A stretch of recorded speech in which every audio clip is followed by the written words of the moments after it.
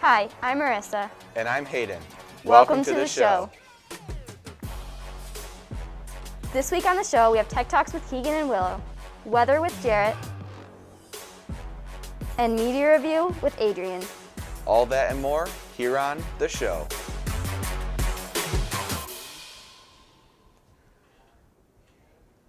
If you guys didn't hear, the fall equinox was yesterday. Hope you guys enjoyed your extra hour of sleep this morning. We have a full show for you this week.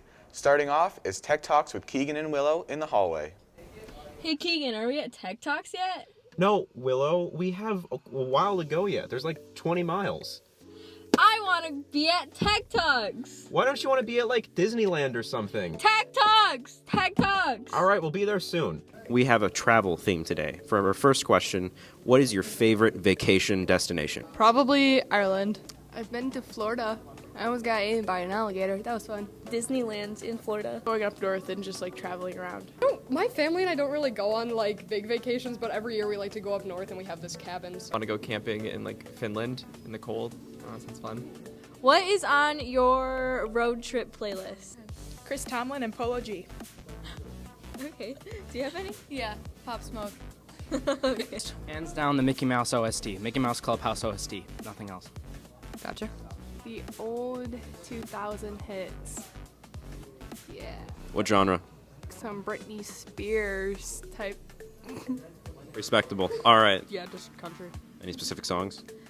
Probably Florida Georgia Line and Thomas Rhett. That's a band, but okay. Okay, well, I don't have a specific song. There's definitely Montero by Lil Nas X on there. I like some Five Finger Death Punch. Question. If you could travel anywhere in time, where would it be? Medieval times, because I think they dress pretty dope. All right, thank you. Probably like the Egyptian years. You wanted to go to Egypt? Back like ancient Egypt? Yeah, I want to wear a pretty dress. Dance like a pharaoh? Yeah. I would probably travel back to like the 1950s, 60s, just like when time wasn't so like technological. Back to sexism. Got it. Yeah. All right. And what about you? Probably the 80s, because, you know, like disco parties. That's the 70s. The 80s was like hair bands. No, that's the 60s. I think it would be kind of dope to see a real dinosaur. So, like, whenever the T-Rexes were, I might die, but I would die to see a T-Rex. Tell you what. Probably the early thousands, because I kind of want to see how much I can change in that time before I go back, and then, you know, I just want to change as much as I can in the time that I'm there. You think that's a good thing? Yeah, You're I gonna think it'd change be the funny. timeline? Okay, you know what? So Hayden, what's your favorite vacation destination? You know, I really love going to the Sleeping Bear Dunes with my family over the summer. Talking about dunes, this week's media review with Adrian is followed by the weather with Jarrett. Hello everyone, my name is Adrian Seaman and I'm reviewing the movie Dune. Paul Atreides, played by Timothée Chalamet, is the son of Leto Atreides, the leader of House Atreides. Padishah Emperor Shaddam IV gives the House of Atreides the responsibility of governing the desert planet Arrakis. Having no choice but to leave their home, the House of Atreides goes to Arrakis to access spice. Throughout this time, Paul continually sees visions of the Fremen tribe, natives of Arrakis. Over this period of time, however, House Harkonnen, the rivals of House Atreides, sets a trap. Soon, war breaks out, and Paul searches out the Fremen. I have personally seen this movie, and I highly recommend it, and Dune is out now in theaters. This movie is a cinematic masterpiece and a great introduction to the Dune universe. I'm Jessica, and this is my student Emma, and today we're going to talk to you about a travel tip for health. We're going to go over a first aid kit in which everybody should have in their vehicle, so you never know when you're going to need it. First we have a mask. We have a mask that you can put over someone's face if they need CPR. We have a tourniquet if they're bleeding. This will help stop the bleeding. Gloves for hands for if someone's bleeding. Survival wrap. Survival wrap will help keep you warm in the event that you are in somewhere where it's cold and there's no sun. It'll trap your body heat. I think there's some scissors in there too if you have to cut clothing off to apply the tourniquet. So obviously not everybody's first aid kit needs to be as extensive as this, but most importantly just keeping band-aids, gauze, gloves, and a pocket mask in your vehicle in the event that you have to perform CPR. Just having a little bit of something in your car will be helpful. Welcome to this week's weather. This week will be mostly rainy with a chance for some rain and snow mix this Sunday. Temps for this week might drop below freezing at times, so be prepared. This week's theme is about traveling, so I've decided to go 3 different places around the world. Let's go check them out. Looks like we made it to the pyramids in Egypt. The weather will be very sunny this week, with temps soaring to the high 80s and low 60s. Let's check out somewhere a bit cooler. Okay, now we are in Finland. Wow, it's freezing out. I better do this quick. This week will bring rain and snow all week with temps of... Screw it, it's just cold. I love the Northern Lights, but I think I need a vacation. Finally somewhere relaxing. Hawaii.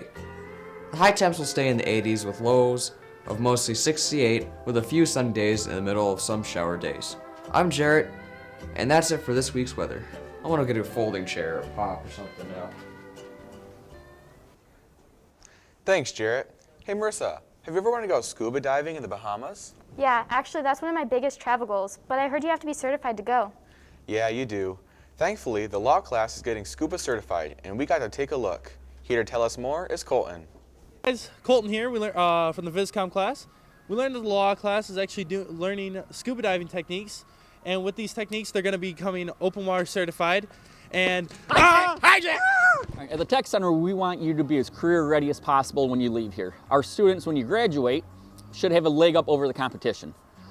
So in my law enforcement program, I was trying to think of a cool certification we can offer, and that's where I dreamt up becoming a scuba diver, certified rescue diver.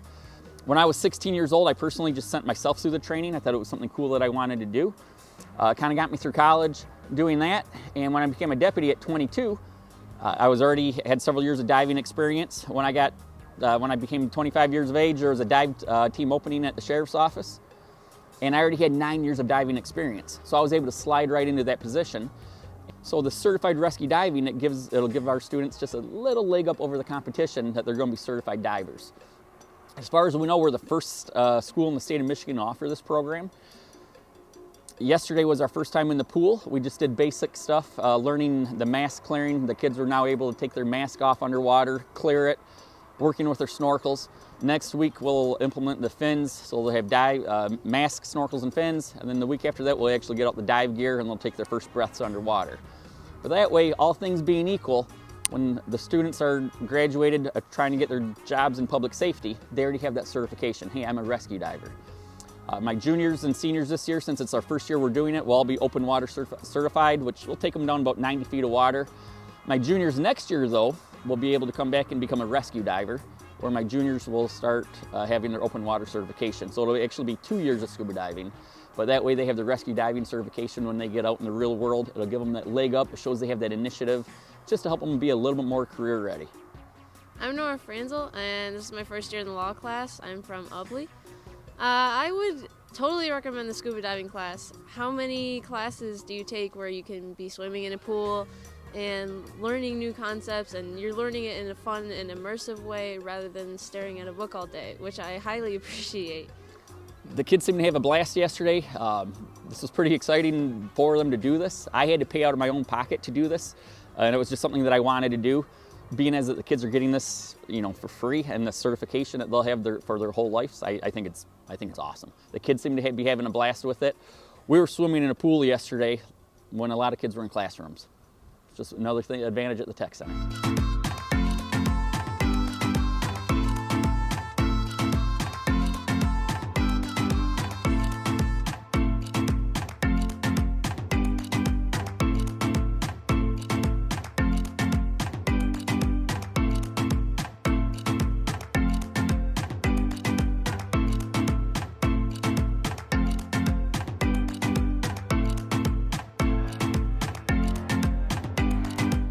Wow, there are so many opportunities for our students here at Tech. Speaking of opportunities for our students, the Farm Restaurant is looking for bussers and waitstaff. However, you must be 18 to apply. You can pick up applications in the office for more information. Seniors, the MHSAA Scholar Athlete Award is back. 32 students will win $2,000 for their achievements in athletics, as well as a short answer and essay question. The deadline for this is December 3rd. Visit their website to apply. Next, we have a news story with Allison live about a driving issue here at Tech. Hey, Allison here, and I'm in the parking lot because there's been some confusion on students driving to the Tech Center. So here are some words from Mrs. Hessling. Driving to the Tech Center poses several issues. Number one, it's the safety of our students. That's our number one priority, and obviously riding a bus is your safest mode of transportation. Secondly, it's the liability of the homeschools. They're liable if something is to happen to you, so they choose to have you not drive and actually ride the bus where you're safest. Third, logistically, we just don't have enough parking spaces here for everybody. If you need to drive to the Tech Center for a legitimate reason, the first thing you would do is ask your instructor for a driving permit. If it is a legitimate reason, they will give you a driving permit, they will sign it right away, and then you'll bring it right down to me and I will sign it. Mrs. Gordon will then record that. You'll go home and you'll get your homeschool signature as well as your parent's signature, and then you'll bring that back with you either the next day, or it can be brought back all the way up to the day that you drive. As long as you have that with you before you drive to the Tech Center, there will be no issues. Thank you, Mrs. Hessling, and I hope you guys learned something and will do it right from now on. Back to you guys in the studio. Thanks, Allison. In other news, the CDL second session starts November 16th. Students who signed up need to have their contracts turned in, or if you have decided to not take the class, tell Mrs. Hessling by November 12th. Students, reminder that there is no school on November 15th for opening day. Make sure to get out and travel to your favorite hunting spot. Make sure you subscribe to our YouTube channel, HATC-VISCOM. Have a good week.